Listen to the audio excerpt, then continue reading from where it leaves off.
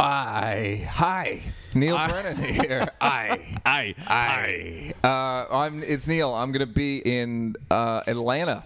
ATL. The ATL, August 16, 17, 18 at the Laughing Skull.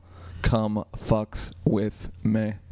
Yeah, it's Moshe Kasher. Hi, everyone. I'll be at the Montreal Just for Laughs Festival, July 27th, 28th. I'll be there, too. With Neal Brennan. It'll be a whole lot of fun, so if you live in Montreal, please come through.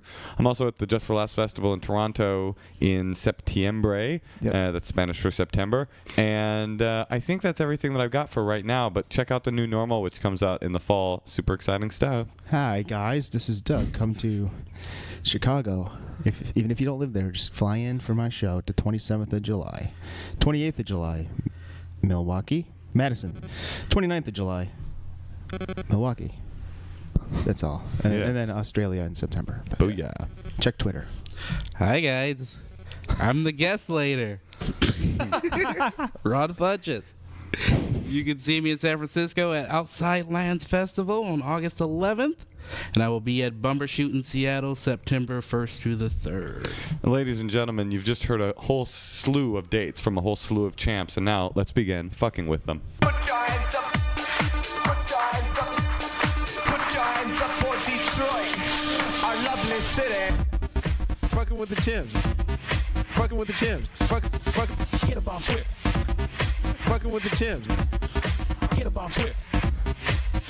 Ladies and gentlemen. You're fucking. You always do that, right? With Ladies and gentlemen, now you're fucked with the champs. It's the champs. It's your boys. It's so exciting. We got a special guest today. One of the people the first and only dropped episode of the champs. So Dropped meaning we recorded. We literally recorded it and literally lost it. That's right. So he is almost a ghost in the machine right now. But this guy's great. He's my friend. He's super funny. I love him. I think he's just. I'm going to run a clip of him. Check out the clip right now. I left Chicago because there's a lot of gang problems and violence. I did not know they had gangs in Oregon. They are not scary or effective.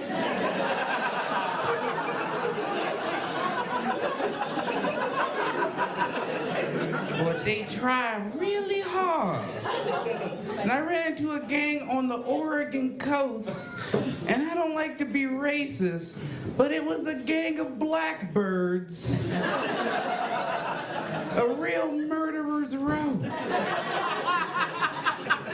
And I dealt with them just like the gangs in Chicago. I just puffed my chest out, knuckled up, and said, "You niggas ain't getting these cranberry muffins."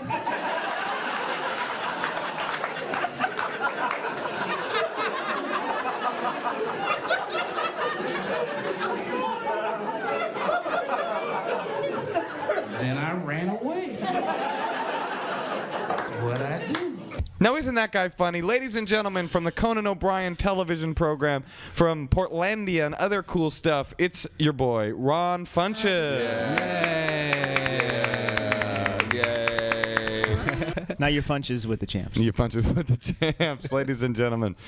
Ron, how are you, man? Good, guys. How you guys doing? Very good. I saw Ron Funches in Portland.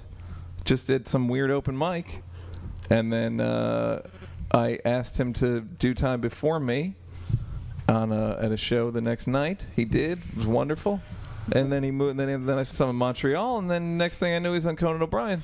Well, Ron's one of those dudes who you see, and not so much anymore because you're like actually full on. You got stuff going on. But back when you first saw you, it was just like, oh, this dude's got it. Okay, cool. Like it just this. At least do that. Well, that was the thing where I saw you. I was like, oh, he's for like one of those.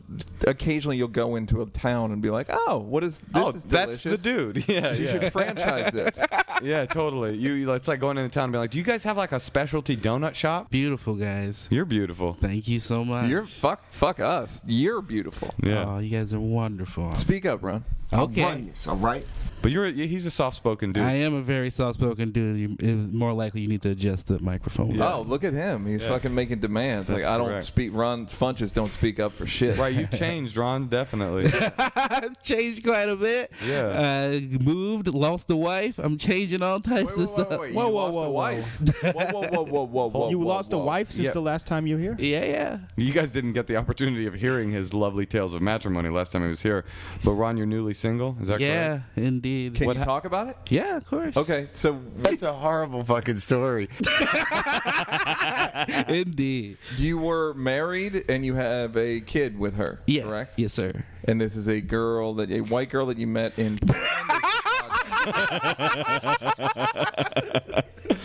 It was going to come up eventually. Hey, man. So, yeah, so a white girl I met in Oregon. Absolutely. Okay. And it should be clarified that you are not from Oregon. You're a soft-spoken dude that has jokes about blackberries, but you are not from Blackberry country. No. I was born here in L.A. I was raised in the south side of Chicago. Well, I want to talk about the girl thing. What happened? So you were doing well, and then you were like, look, we should move to L.A.? Yeah. And then what did she say? She was down with it. It was more like it's just she started losing trust in me that I wasn't fucking other girls. Rightly so? No, not rightly so. But she believed it, so it became a thing where I couldn't defend it anymore. She started treating me like I was doing that. So it was like I can't handle that Did anymore. you want to do the thing where like, well, if you think I am, then fuck it, I'm gonna anyway? No, because that's bullshit. I don't believe in being like that. It was more like, oh, if you think I am and you're gonna treat me like I am, we just can't do this. So. And what was her proof? She didn't have any proof. She had some people who were telling her, sending her emails like when I go out of town, saying that they'd see me with people or this or that. But wait. What up, Moshe? Oh, it's me again, Moshe Kasher. Can you tell us who one of the comedians that she thought you might have been having secret clandestine sexual encounters with was? One of them was one of our friends, James Adobe. But what didn't she also say me? I thought you said that. Yeah, she said a lot of people. She thought maybe It was Ron was dudes, ladies. She thought maybe Ron Literally was fucking dudes and ladies? Yeah. And had that ever come up? Had you ever said like, "Hey, I might cheat on you. I might fuck a dude"? No, not at all. Not at all. Damn right we're sluts. You could see her mind Were kind of you swirling. insulted or complimented that you were linked? I think I was baffled and intrigued. I just wanted to break up with you, man. I think she just wanted to break up. Yeah, I think so. Otherwise, it's like if you're bringing up, if I saw you, if you can't hang out with guys, then you're fucked. Yeah. Well, you could hang out. I mean, because I don't mind thinking that there's random groupie sluts because they do exist. But I mean, when it was like my friends and then guys, and then it's just weirdness. There's not that many sluts in the all. No, there isn't. Slutty. How was the conversation when you came home? And she was accusing you of fucking such luminaries as me, James Adomian, people like The that. lighting guy. Did she mention me? She Bus didn't drivers. mention you, Dad. Oh, damn it. Sorry. How did she say like, I think you're gay and I think that you're fucking Moshe? Yeah. I mean, it was a lot of people. It's hard to try to make sense out of for me, really, because it was mostly just watching this world where I'd be like, well, she's accusing people that I would hang out with, and then other people, and then just real comedians, and then dudes. And I was like, we clearly, I don't know what's going on, but at least something's going on to where I'm fucking with your head now. You're fucking the table. I think you fucked the table. Yeah, but I remember You fucked the stool. See, the last time I was here, we were talking about our fears, which was a weird thing. I remember my fear was that people pretended that they were liking me that didn't like me, and I was like, I think I figured out who it was. It was my wife. Oh God! And did you? Bitch, that feel good. Looking back, did you feel like she'd been pretending for a long time? Yeah, probably, yeah. That's rough. But she that's interesting because she came around you and was like with you when you were not doing what you're doing now, which is blowing up on the comedy scene, doing all this Conan shit. It was actually your success that kind of shattered that little connection, would you say? Yeah, probably. It's interesting. Somebody said, Nora Ephron said that you can't start dating somebody until you become what you want to become. Or you can't get married Right. until you become what you want to become. But But that's you actually did it. I thought that would work.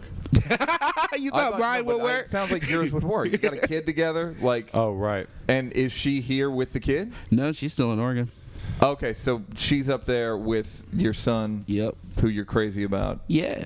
And it's just kind of there's nothing you can do about it. Not right now. I can come out here and try to make some fucking money. That's about it. And are you? No. I wish I could marry you right now. Is that you're not making any money? No, man. You've been broke forever, right? Yeah. Yeah. But that doesn't make it cool, though. I'm not into it. But aren't you used to it? Well, I don't worry about you at all money-wise, but I know that's easy from my perspective as a very wealthy comedian. But you just the kid's talented, okay? Yeah. Your money. But it is hard to know when you're gonna, and you don't want to get a job. No, not at all. That's my biggest fear right now. That's your biggest fear is getting a job. It really is. We're just such a pansied, privileged group of people, stand-up comedians. Like, I wouldn't want to do the unthinkable, which is what every other human being on that's earth what has you were to do. saying. The thing about having a tip jar, Right. A PayPal account for a tip jar, but also the idea. They're doing a benefit for a comedian, and he's not even sick or anything. Right? Is it Rick Shapiro? Yeah. What happened? Yeah, to him? what is I that thought he does about? have medical issues. Wasn't he just in the hospital for 60 days? Oh, was he? Yeah. I saw him at the Comedy Store like 2 nights ago. That's But Rick crazy. Shapiro's been borrowing money for people literally for 20 years. Maybe they're having this benefit so that he can finally pay all those people back. No, that's not going to happen because I lent him money 20 years ago Rick Shapiro is a very intense guy. when I had no money. And he once yelled at me for not lending him money in 1995. What is it about people that borrow money? Can we all get along? They're not. It's like they borrow money and then they don't pay you back. It's like not just like a regular person. A person that's chronically borrowing money has deeper issues than money issues. What do you think it is?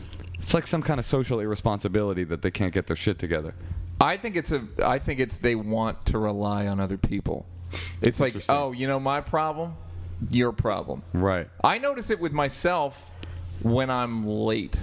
I think me being late is mostly like, now we're all going to be like, I got a little inconvenienced, so now everybody's going to be late.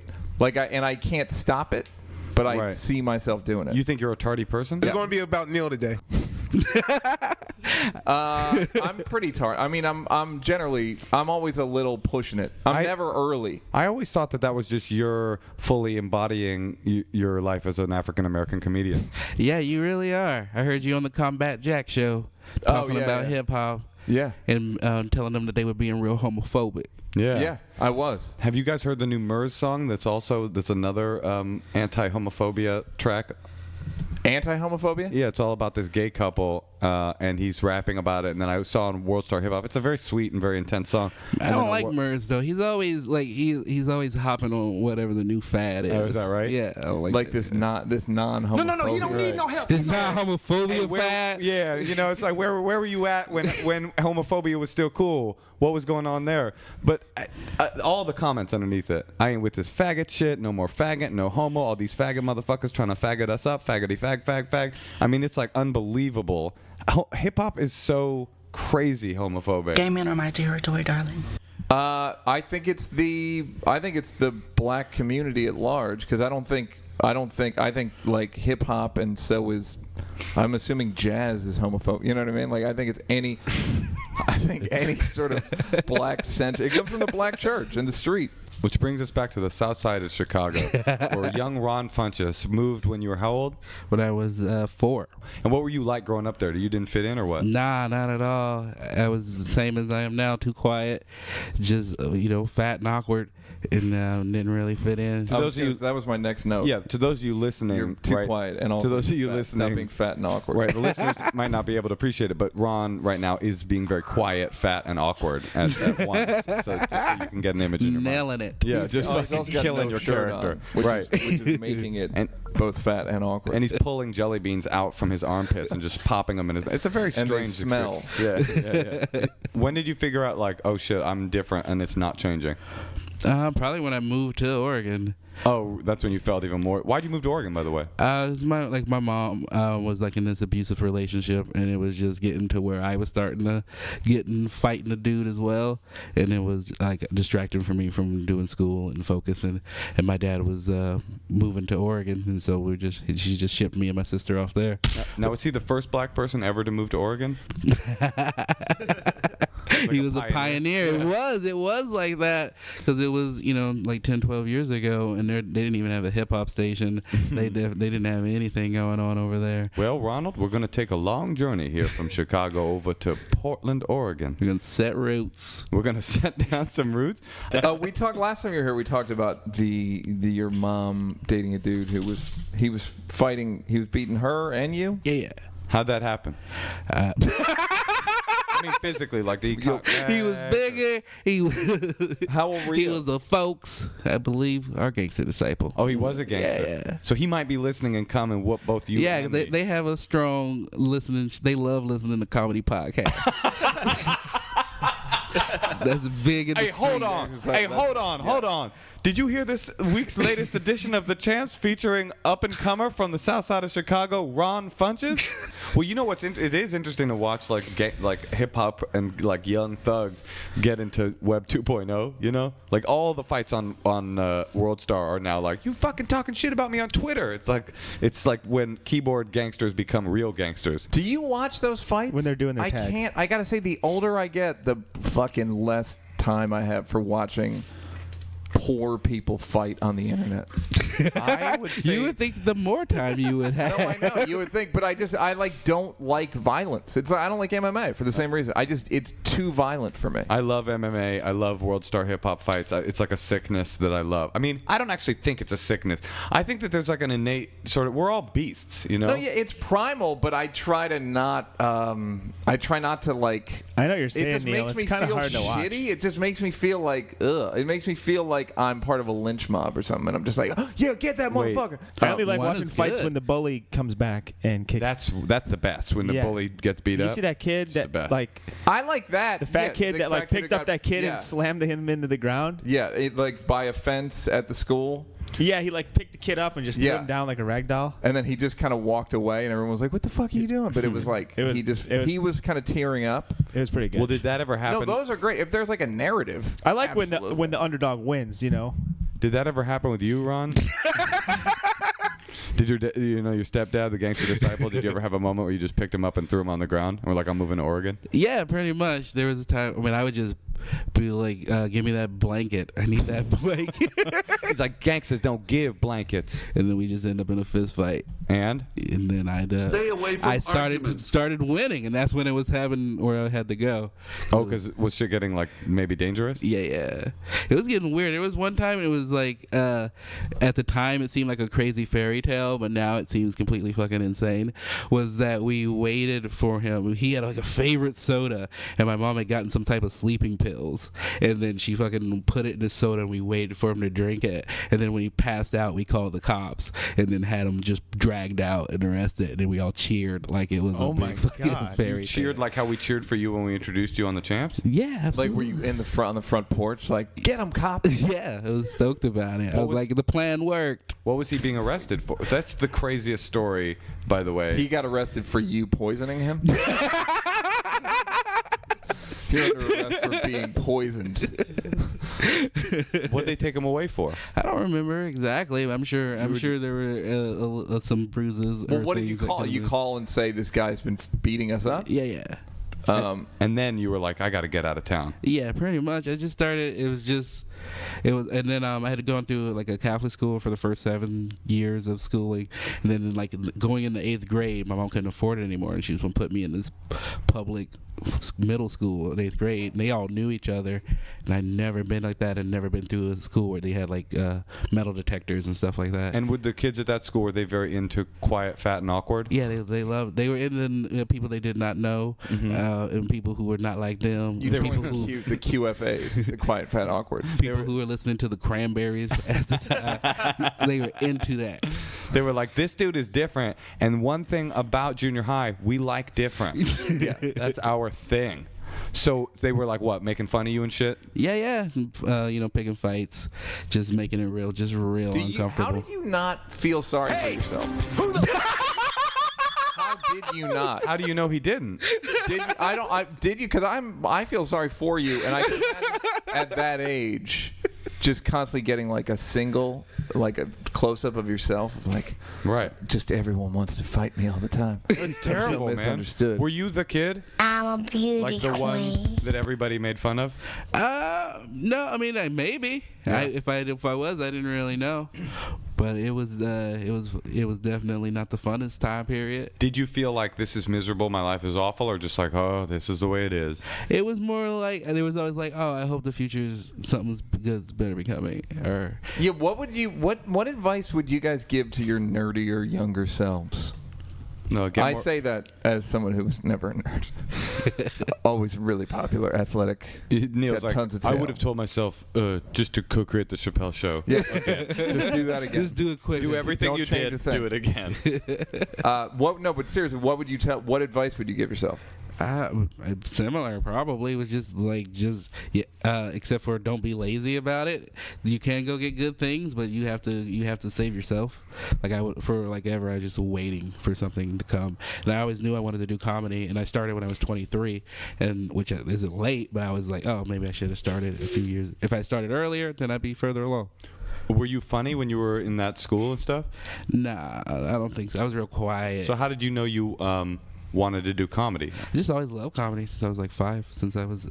But how did you know you were going to be able to do it? I didn't. I just loved it. Interesting. Well, That's the thing super about into comedy. it. You don't know if you can do it. You just want to be around it. I mean, I feel like usually people are funny, and then they move into. Right. But it sounds like your life was so sort of weighed so much on your shoulders, it was hard for you to even be funny. Yeah, I mean, there were things like I would joke with my sister and stuff to try to like alleviate tension and stuff like that. And I remember doing that as a little kid and being like that she really liked it and that my mom thought I was funny. And then when I was a little older, like all my aunts and uncles would always be like, he's really he's really funny. Like he doesn't talk that much, but when he does, he's really funny. And were you in a clown suit when you put the poison in the soda, like a big physical gag, like seltzer water? He was like, "You got me, boy. You gotta get him." I gotta tell you, I am a gangster disciple. You know what? But that was funny. That shit was funny. I don't We usually love like getting fun. poisoned. Usually that's not my thing. This one, I don't find it. But this one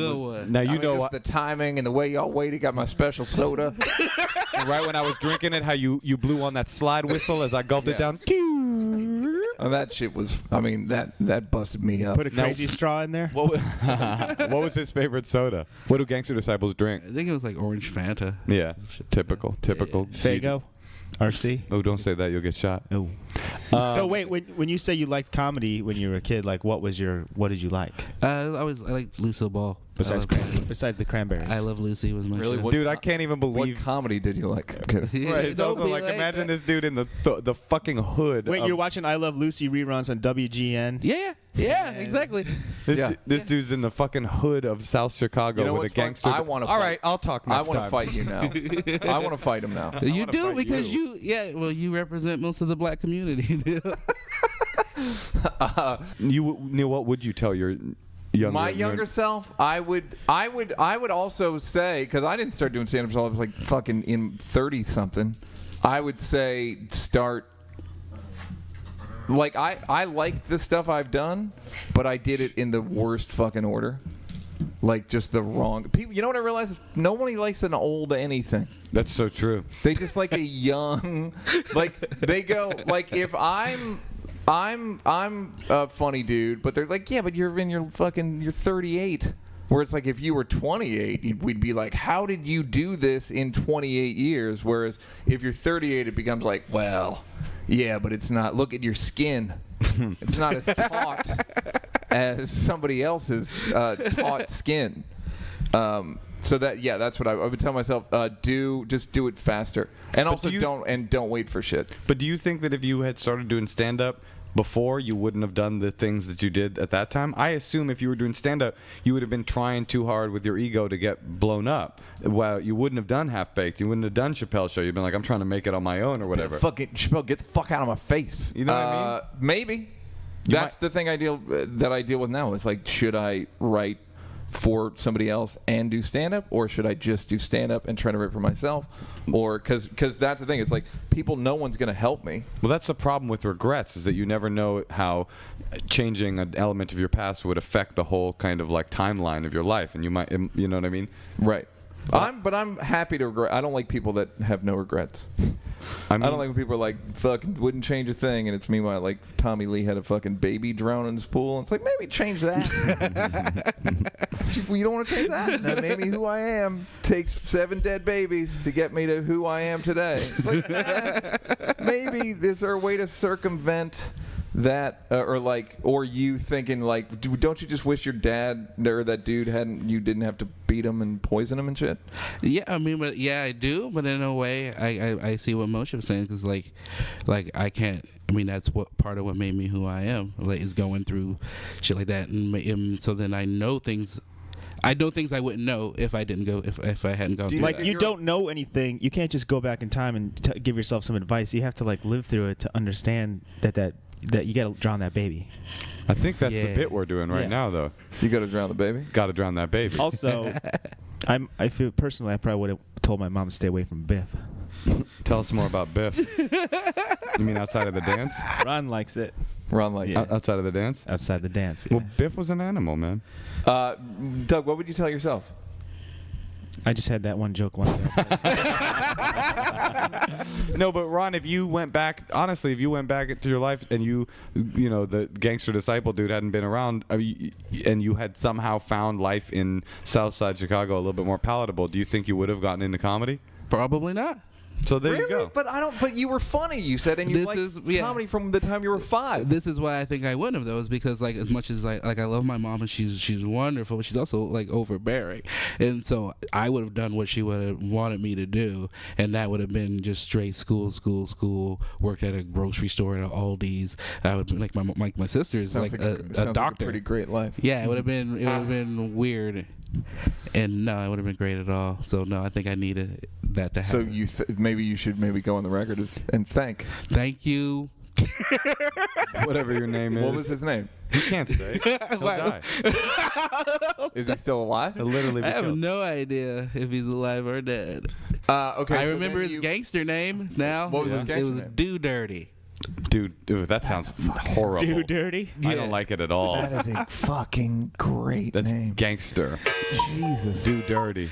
I actually do. I love before. that name. Now you love him. I thought I liked him just for fucking you up for liking the Cranberries. I don't think that was what. Do Dirty. Jesus Christ. There's something about That's that. like if I was finding somebody and it's like, I'm going to call, yo, Do Dirty. I'd be like, I okay, got to goodbye. get the fuck out of here. Yeah. This fight is over. Yeah, really. I couldn't understand my mom. I was like, why would you hang out with a dude named Do Dirty? You know in the name that he's going to do dirty shit. Yeah. We already knew when we hired him that he was going to Call fuck him this like up. Douglas or whatever his name is. Douglas Dirty, you get in here right now. Douglas, see, I'm not going to play that street shit.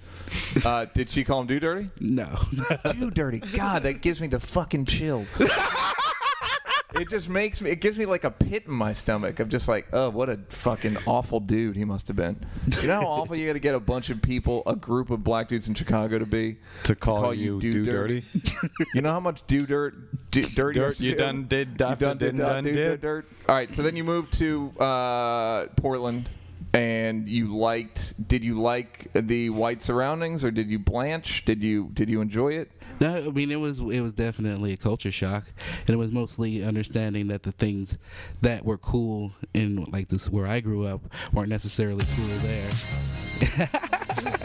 And that it didn't matter, and it was getting used to people being nice and not having to look over my shoulder every couple steps. Hello, Ronald. He's like, fuck you. The fuck you mean hello? What you trying to get from me? But they weren't always nice. Don't you have a wonderful story about crossing the street? Yeah. Well, yeah. I mean, but people yell nigger at you all the time. I got called nigger here yesterday. I love that. That's your description of people getting used to people being nice to you. It's like just a regular old yelling nigger on the street, nice kind of. Wait, how did that happen yesterday? I want to know about that. I was just walking to the store and some Hispanic dude, and he just goes, "How you doing today, nigga?" And I just was like, "I'm doing pretty good." Wait a minute, Ron. Come on. I know. I just told that story. What's up, nigga? From a Hispanic dude who thinks he has the right to say nigga. It was weird, is though. different than in Portland. How you doing there, nigga? Yeah, that is different, but it didn't feel that different. It didn't feel like he was like happy to see me. The Mexican, it didn't sound like the Mexican guy was happy to see you? Nah. Was he like a cholo? No, he was just old and drunk. I think that's the more the thing is old, drunk, and ignorant. I'm back on board with the story. Yeah, he meant he it. meant that. Sorry that happened to you. Did you? Let me tell you something about niggas. That's that guy. That's actually a Mexican guy. How did you respond? I said I'm doing pretty good. I didn't know if he was being nice or was being racist, so I just. I mean, I can't beat him up either way, really. Did you want to? Yeah. That would have been horrible if you had. Yeah, right. What did you do yesterday? Started a race riot. I don't know. Oh, yeah. But I feel like that's justified. I feel like if you explain that to the cops. Do you feel like if I just explained this to the cops that it would work out in my favor, Neal? I was smoking like some true white man shit right there, though. You're walking, the way it sounds, as a white person saying nigger around black people or near it always feels like those are fighting words and it's justifiable to fuck you up, and the cops will just be like, yeah, you shouldn't have said that. Yeah, if I was in an all-black area, perhaps. Well, the LAPD is going to cut you some slack. They're Generally cool with black people. You know, Love they're it. really good. That was like you on the Comeback Jack show. You said nigga a couple times. That lady was about ready to fight you. Oh yeah, she didn't. What like did you it. say? No, I was just talking about saying it and saying it in my act and stuff. Oh, right. But What show were you on? A show called the Combat Jack podcast in it's actually a radio show also in New York. It's like Just Blaze and Combat Jack and so when it was a you good started talking about the use of that word, what happened? it got pretty tense. What did she say? She was like, "Oh, every time you do it, it fucking drives me crazy." And what did you say? I was like, I understand that. And I'm gonna do it as soon as I leave here. No, but but again, I'm not like one of those. I don't say it like on my. I don't say it. I say it as someone who's heard it from black people. I have no problem with you saying, Neal, you represent the black community way more than most black people I know. Like, you're deep in the black community. He's the blackest white guy I've fucking... You're saying this to him and not me. Moshe hates it. I'm just jealous. It's pure jealousy. I acknowledge that it might be true. I think I reached my player but it bothers status. me that you're saying it. But it weirds me out. And I'm not happy about it. Right. I just weirds me out that you represent, like, and not only that, like when you were on the show, you were talking about like black issues. Like you represent black people more than most black politicians. I did a thing on YouTube where it was just all black guests. Oh, really? You also do a podcast. Oh, that's gonna give you some hate, man. That's a really good one. When do they tape that? It's unclear. Well, this brings me to, I think, something that is germane to this week's chit chat. Since we're talking about things that aren't germane is a word. Jermaine Jackson. Yes, Jermaine Jackson to this week's set of issues. Can we discuss the controversy of this week's? Yes, and I thought about you a lot this week because I feel like when I've defended every single person. Right. I defended Tracy. Right. I defended Adam Carolla. I defended because I know they're coming. It's gonna be all of us eventually. Yeah. That Carolla says that women aren't funny, and then everyone goes, yes, they are. And then I looked up the top 100 comedians in Comedy Central in comedy history. Yeah. 94 of them are men. Do you know what I mean? Like, I looked up the Emmy nominations last year. 77 people were nominated. 71 of them were men. Like, so the That's some bullshit right there. What Carolla said wasn't factually incorrect. He was saying, statistically speaking, you're more likely to find a funny guy than a funny girl. But I think that that doesn't prove your point. It doesn't prove that women aren't funny. It proves that he didn't say sexism women aren't exists. funny. He did, in fact. Hold on. Let Ron finish. And all that proves is that sexism is a real and alive thing, because there's women comedians that are wonderful and legendary, and there's no way that you can tell me there's 100 comedians and that 97 of them were men, and that is right. In the history of comedy? No way. you look at the list. They did the list. I can look at the list and I can tell you I can fit women in there easily. What Ron is saying, but what Ron, telling you, look at the list. Though, but man, what Ron is saying is that you look at the list isn't a salient argument, because then you go, what's up with the list maker? Okay. Not the list is fine, truth. But again, the analogy Carolla made was, if you're picking a comedy team, generally speaking, you will do better. There will be more funny guys in the pool you're picking from than funny women. The analogy he made was basketball.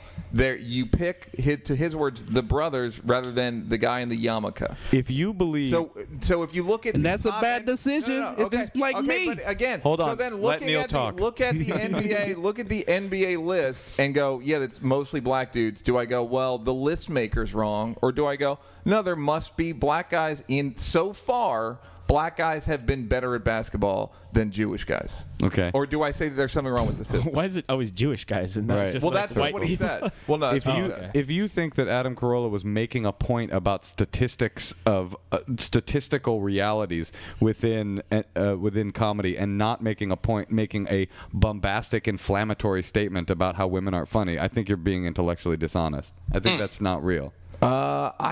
I'm taking him at face value. So you think Adam was like saying, I like it, man. I like it. Value neutral. He wasn't trying to be like controversial. He wasn't trying to say a dickish thing. The host of the Man Show, Adam Carolla, was just like throwing out some stats. I think he believes it. So the thing about it, if I ever have a daughter, I'll tell her to join a writer's room because she'll never have to do any work at all. Oh, that I didn't agree with. But why did he say it right after his salient deconstruction of statistics? Well, that part, I don't know. He was making a point that was trying to be big and offensive and dickish. And it's the same. Okay. I mean, it's the same type of statistics that they screw around with to say because most of the people that are in prisons are black, that most black people are criminals. It's like, right. If you're going to tell me that you believe that list, you're going to tell me that you believe that too. Right, but I could, if there is a. So you're telling me you think black people are all criminals, Neal? No. Men are guilty of being funny. Ron, this is a black issue. Let me take this. What I'm saying is I can explain why there are higher incarceration rates in the black community. Sure. It's a nurture thing. It's not a nature thing. You know what I mean? Like, whereas I've found in it's like if you look at empirically, if you look at the list, I don't think that the Emmys are sexist. Oh, that's interesting. Or racist? Oh no. What I don't think the Oscars is racist. Who should have gotten an Oscar this year? The business is racist. They don't make black movies. And we've talked about why they don't on here a bunch of times. Mostly financial. If there was real money in it, if there was real money in it, they would. So what I'm saying is, I don't believe. See, I just don't believe in conspiracies. I don't believe. As someone kept bugging me on Twitter, why didn't you and Dave hire women writers? Like, someone kept hitting me, and it was like, well, we didn't hire any writers, and the writers we did hire had. We didn't hire. We would take outside ideas, and none of them were from women. It wasn't it, and because we didn't have a name on the top. That's one of the weirdest things to me about you is that you're very intelligent. I can tell that right away.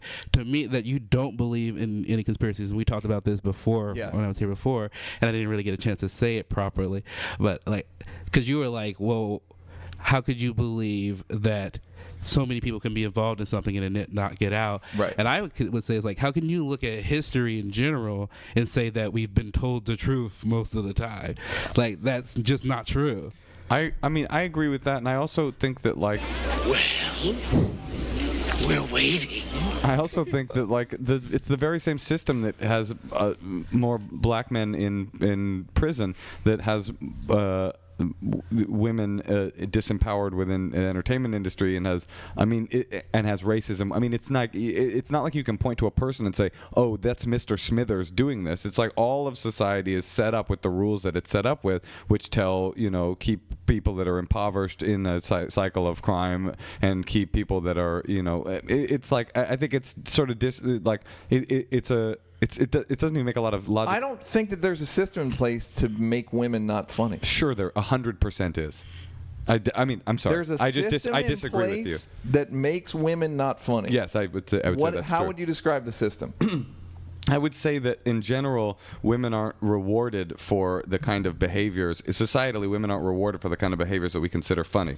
So women are told from the very early age, your job is to be pretty, your job is to be feminine, your job is to be cute, and none of those things match up with what comedy is, which is the job of the comic is to be, in your face. It's to be socially penetrative, which is very masculine. It's to be silly and stupid and loud and boisterous, and all of those things are things that women are told are not feminine attributes, and so it's that much more difficult for a woman to join to get into comedy. You have to get past all of those things and then be funny and then join the comedy community and then be accepted. So it's a lot longer of a road to jump into the middle, which is why when a female comic, which is why the list is mostly men, because there are mostly men in comedy for sure, because of all those societal factors. But once you get into the upper echelon of who's funny, taking out statistics, right? So it's taking out numbers, but in fact just saying, per capita. Well, you can't say,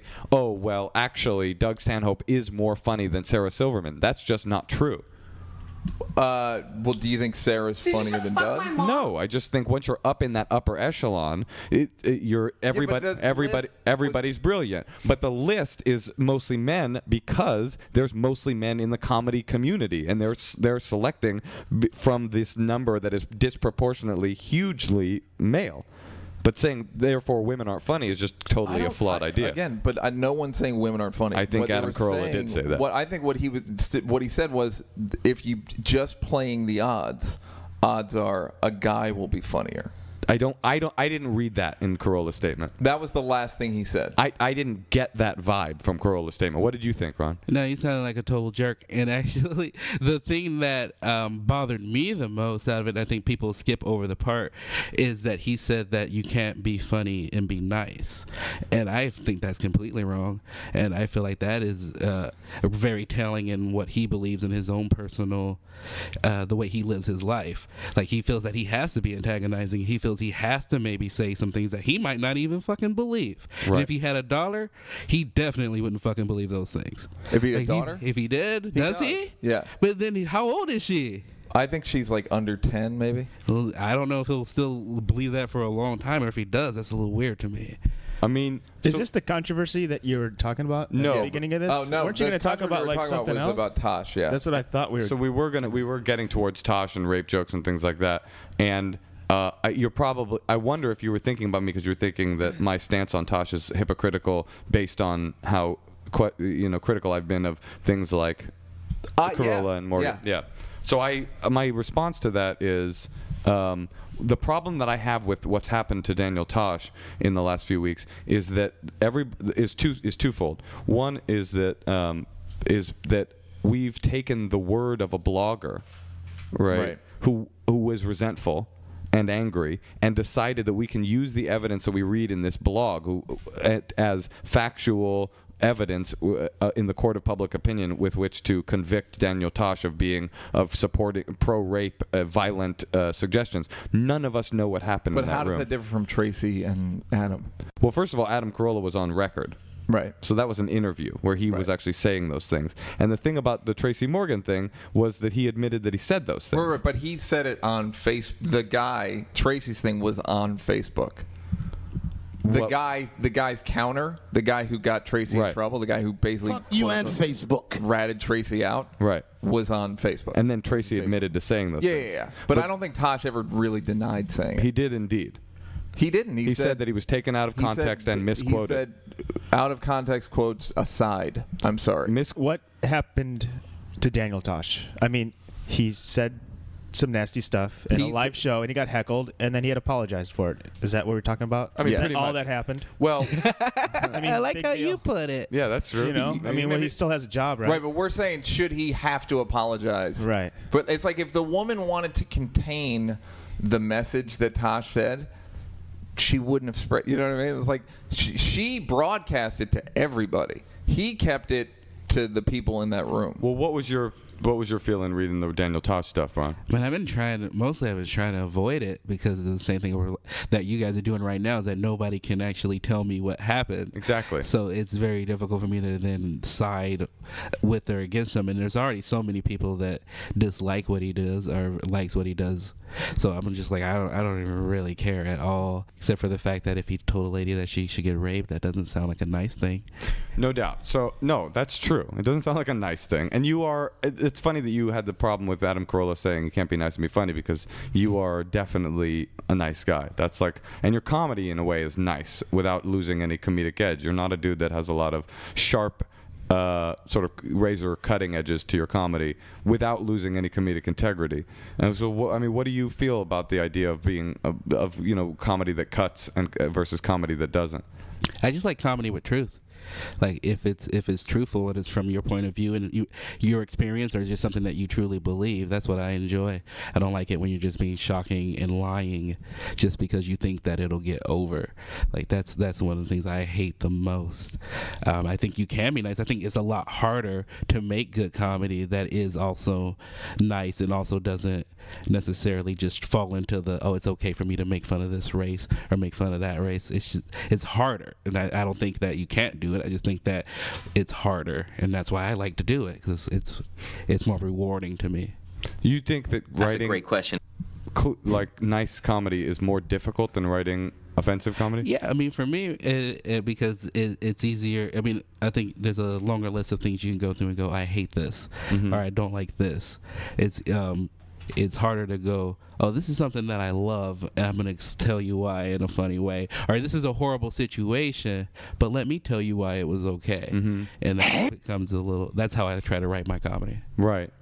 But you do speak to stuff that hurts you or bothers you or like fucks you up. Yeah, absolutely. But in a way that kind of spins it in this kind of positive thing. I mean, you talk about, people yelling nigger at you, for example, is one of these great bits about, on a corner in Chicago versus, right? Is that right? Versus it was just about, it was this true story where I was running across the street to go get an icy, and I got stuck in the median, and a guy just was like, use the crosswalk, nigga. And I was just like, that's fucking, and it just hurt me and shocked me. But then I was like, maybe he was just worried about me. He didn't want to get me to get hit by a car. And he's actually a nice guy. Yeah, it's like this rose-colored glasses for this shit-colored world. Yeah. But I guess my big point with Tosh and with Tracy Morgan and Michael Richards was I never thought that if what I had read was that Tosh was just on stage screaming, I think all women should get raped, I love rape, fuck women, I would have probably had a bigger problem with it. What it sounded like is he was making some jokes that offended a woman. He was making some rape jokes that offended a woman, and she yelled out, you should never, no rape joke is funny. And Daniel Tosh tried to do some crowd work, It's actually, he said, what do you guys want to talk about? Someone yelled out rape. Right. And he said, rape is always funny. Woman yelled out, rape is never funny. And he said, wouldn't it be funny if, which it would have been funny. Well, it wouldn't have actually been funny. I understand, but the same way the Onion article was funny, the Onion article about Tosh, everyone was like, well, that was funny, but that's just another rape joke. So the Onion disproved that woman who said rape's never funny by making it funny. So thoughts, Ron?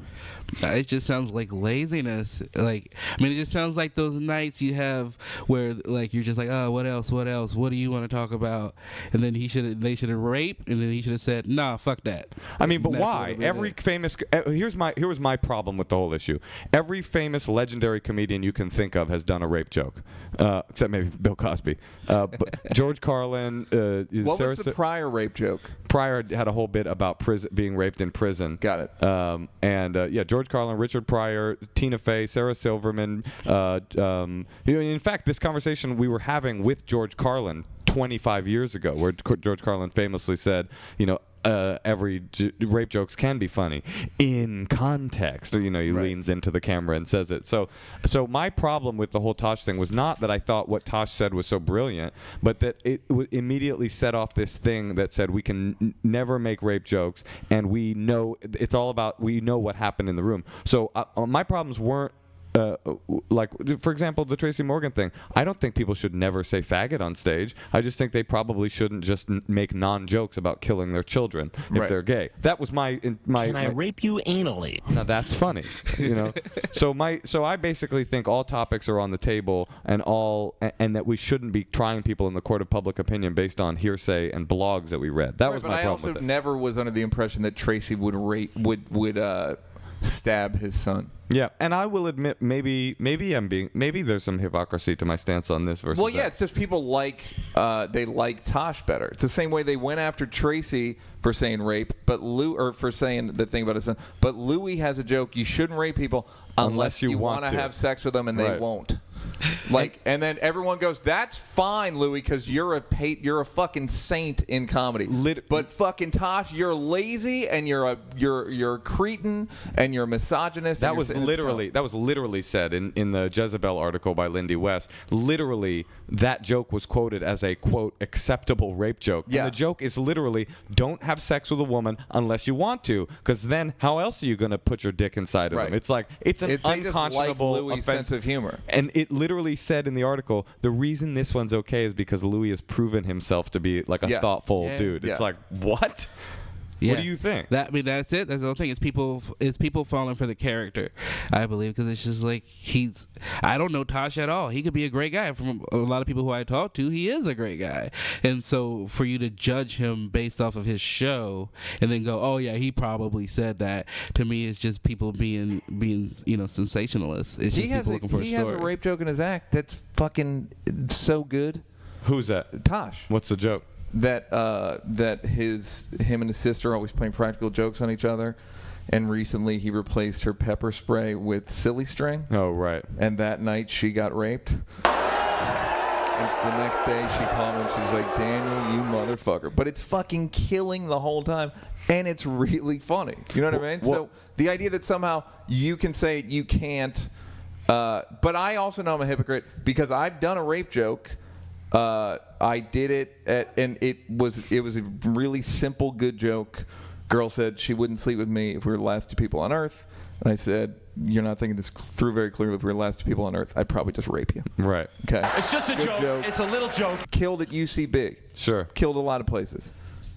A blogger went on, picture of me, this comic ruined my night. And then a big indictment, but since I'm not famous, it got zero traction. Sure.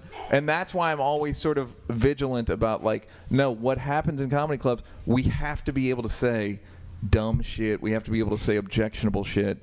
We're not lawmakers. We're not politicians. We are thought leaders, so to speak, but we have the same way American Apparel or Levi's has a discount store for jeans that weren't built correctly. We have to be able to have a place where we can say dumb shit. Well, you just got to be able to make mistakes. Yeah, you got to be able to not have fear of failure. You can't. Yeah, you can't be that scared to perform that you're gonna say something. I mean, that everyone's gonna be pissed off about. Right. Ron, have you ever had a night on stage where you said something unduly mean and felt regret about it? Yeah.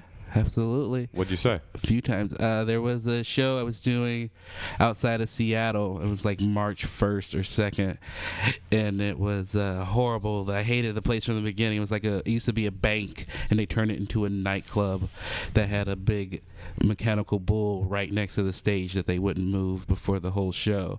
So it was just horrible from the get-go. The staff hated us, and it was just knew it was going to be a shitty fucking time. And I have to go up and go first and host this show, and I just start into my set, and nobody's liking it at all, and I'm just going through it, and then two very flamboyant black guys just start coming in the room, being very just loud, being like, "Oh, homeboy, you doing your comedy thing? Are we coming out to the vault tonight? Gonna have a good night? Oh, you do your thing up there, homie. Oh, Tasha, you see him up there doing his thing? He up there doing comedy." And then I just was pissed, and I'm just like, "Oh, it's only 2 days after February, and I already hate niggas again."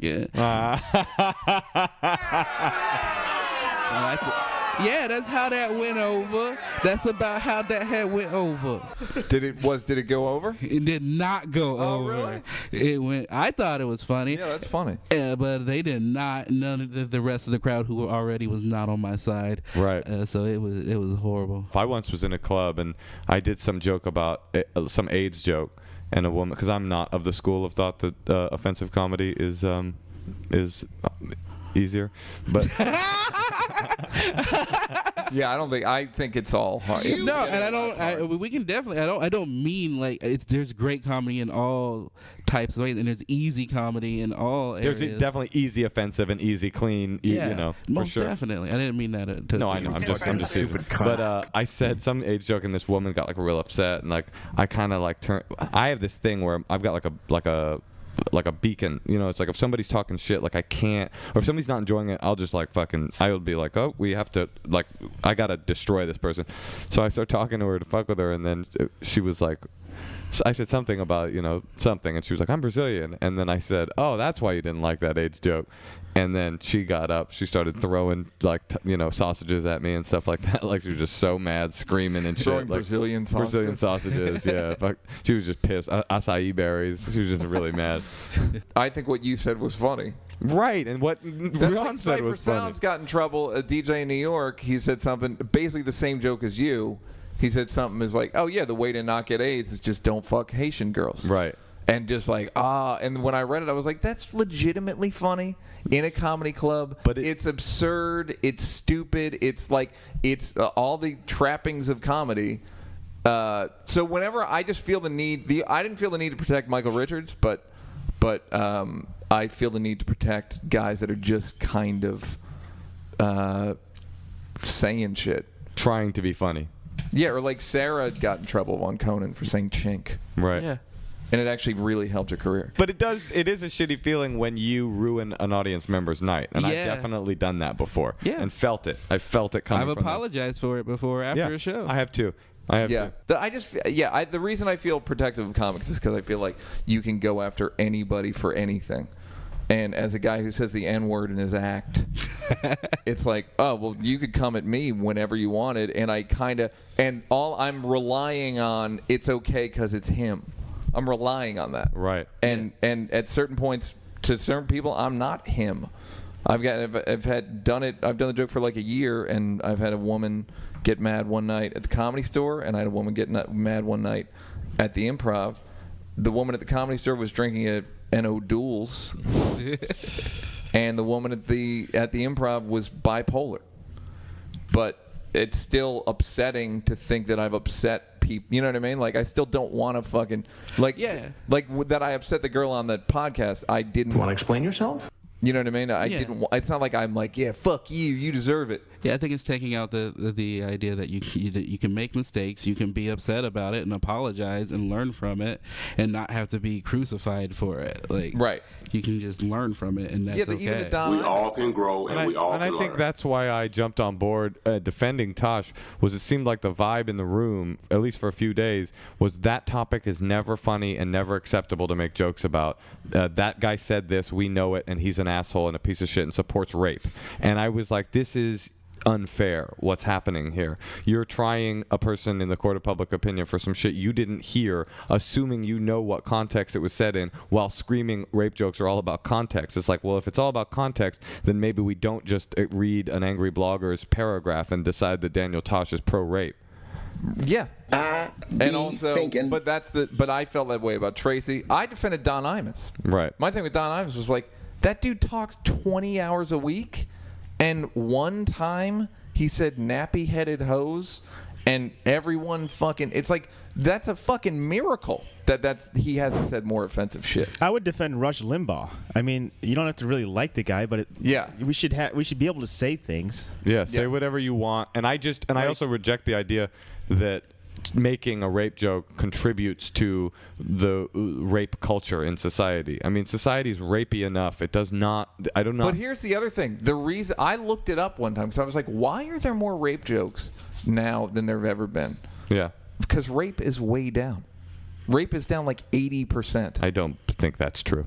I'll show you the stat. I mean, what stat? 80%. Is it from the same dude that made the Comedy Central list? The Comedy Central's rape Comedy stat. Central list. They're saying 1 in 4 women have been sexually assaulted in their life. I mean, that's not down. And none of them were funny. Down. I don't know what to tell you. It used to be higher. I don't think Again, that's true. you guys talk about being intellectually dishonest. I looked it up. And But where did you look maybe it they up? just make jokes about it. I'm also on the FBI, whatever the I'm crime also thing, telling you- crime is way down. Do you believe that? I sure. No, but why are you being condescending about it? I'm not It's being down. condescending about it. I just don't believe that Stop rape is interrupting down. me! It's down. Okay. Well, 1 in 4 women have been sexually assaulted. I'm not saying it's non-existent. I'm just saying it's way down from where it used to be. Ron, I feel bad. Like we didn't really get to know you on this episode. I'm sorry. What were you saying? We had fun. We did have fun. Yeah, we had fun. Will you come back soon so that we can get the real Ron Funches story? Yeah, absolutely. What do you think of that? Yeah. I'll put the clip up. Yeah. People get a feel for you. No, I mean that's all you want. You just want people to hear you stand up, and then you get a little sense of who you. And I feel like they got it. And I know you guys. I just wanted to come and talk and hang out. Well, you're a good dude, man. I mean, sometimes we start feeling ourselves on this podcast, and we like to talk because we love to. I think we should love to talk. funch. We should funch with the champs more. Yeah, I think we should funch with you again. You might be our quickest repeat customer. Yeah. How about It'd be that? a real shame if something happened in this episode too. Yeah. Ron's a funny dude and a unique dude. He's got a very unique perspective and definitely a hilarious guy and a good friend. And I'm so happy for you that you're getting some success, man, because you deserve it. Thanks, Moshe. I appreciate it. I was thinking about the other day, like you were one of the first people to take me out to do shows outside of Oregon, and I just I really appreciate it. I always fucks with Moshe Kasher. Yeah, I would like the record. The perfect timing. I would like the record to show that I kept you in Oregon. And see, I was even better because you got to sleep at home. And Doug, what are your feelings on Ron Funches? Probably my favorite guest ever. Yeah. Let's bring him back. Yeah. Ladies and gentlemen, you've been fucked by the champs. We love you so much. I don't like that. I don't like you've been fucked by the champs. Sorry.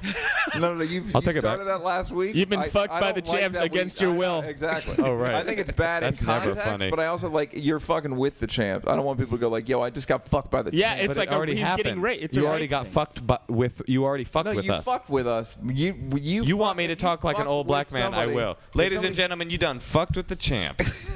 Thank you for tuning in. Come back next week. Put your hands up for Detroit, our lovely city.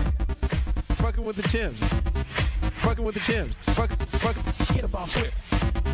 Fucking with the Tims. Get up off it.